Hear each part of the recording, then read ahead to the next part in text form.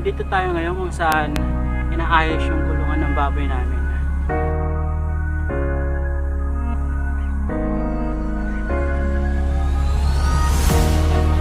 At yun na nga mga kaistihan.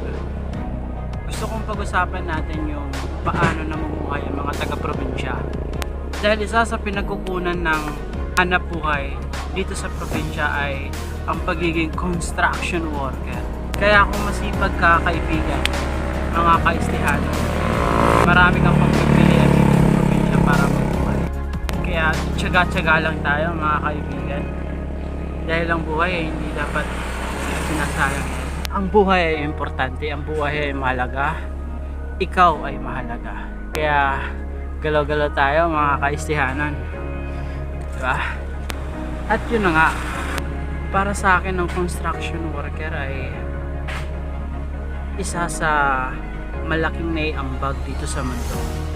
Dahil kung mapapansin natin, sila yung mga gumagawa ng daan kung saan nagagamit natin ito para mapadali pumunta sa iba-ibang lugar. Mga tulay para mapagdugtong-dugtong ang mga lugar. Yung mga building, sila din yung gumagawa ng mga mall. Dahil sa mga construction worker, mas gumaganda ang mundo natin, mas gumaganda yung bayan natin.